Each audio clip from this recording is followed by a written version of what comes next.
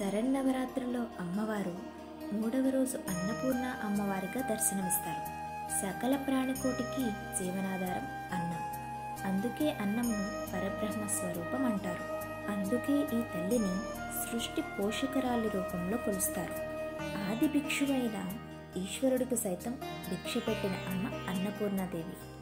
కావున ఈ తల్లిని స్మరించుకోవడం వల్ల మేధాశక్తి వృద్ధి చెందడంతో పాటు మధుర భాషణం, సమయస్ఫూర్తి, బుద్ధి, వాక్సిద్ధి, ఐశ్వర్యం, సంపద ప్రసాదిస్తుందని భక్తుల నమ్మకం. ఒక చేతిలో అక్షయ పాత్ర, మరొక చేతిలో గరిటా పట్టుకొని సకల జీవరాశుల ఆకలి దెబ్బకలను తీరుస్తారు. అన్నపూర్ణాదేవిని నిత్యం కొలిచేవారికి ఎలాంటి బాధలు ఉండవని పురాణాలు చెప్తున్నాయి.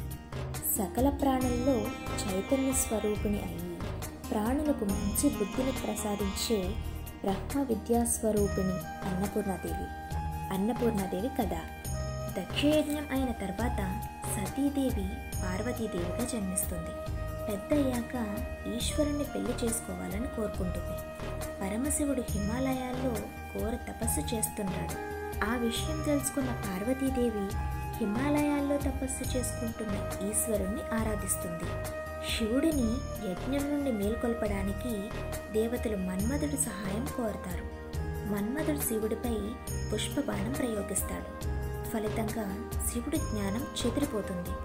దానికి శివుడు ఆగ్రహించి తన 3వ కన్నుతో మన్మధుడు భస్మం చేస్తాడు. ఆ తర్వాత ఆ బోళశంకరుడు వేరే ప్రదేశానికి తపస్సు కోసం వెళ్తాడు. పార్వతీదేవికి ఏం చేయాలో తెలీదు. అప్పుడు నారద మహర్షి పార్వతీదేవితో ఇలా చెప్తారు: తల్లి, పరమశివుడు భిక్షాటన కోసం సంచారం చేస్తున్నారు. కావున నీవు పవిత్ర కాశీక్షేత్రం వెళ్ళి ప్రతి భక్తునికి అన్నదానం చేస్తూ అన్నపూర్ణాదేవిగా మన్ననలు అందుకో. సరైన సమయంలో ఆ ఈశ్వరుడు నీ దగ్గరికి వస్తాడు, భిక్ష అర్థిస్తాడు అని చెప్పారు. నారద మహర్షి చెప్పినట్టు పార్వతీదేవి అన్నదానం చేస్తూ అన్నపూర్ణగా భక్తులతో ఆరాధింపబడుతున్న సమయంలో మహాశివుడు భిక్షకై అన్నపూర్ణాదేవి ముందుకు వచ్చారు.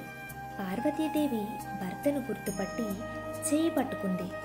దానితో భోళాశంకరుడికి సర్వం అర్థమై పార్వతీదేవియే అన్నపూర్ణ అని తెలుసుకొని ఆమెను స్వీకరించాడు.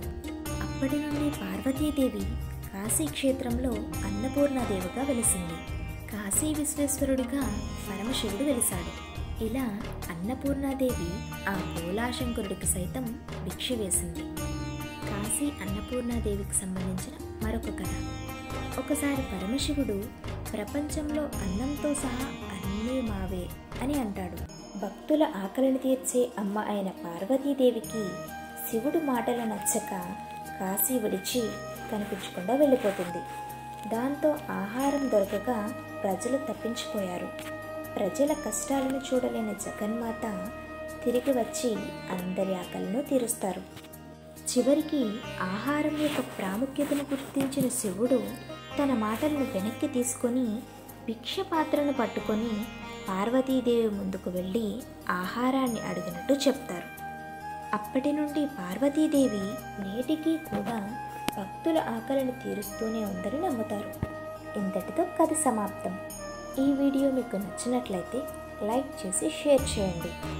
అలానే ఈ కథ ఎలా అనిపించిందో కామెంట్ బాక్స్లో కామెంట్ చేయండి.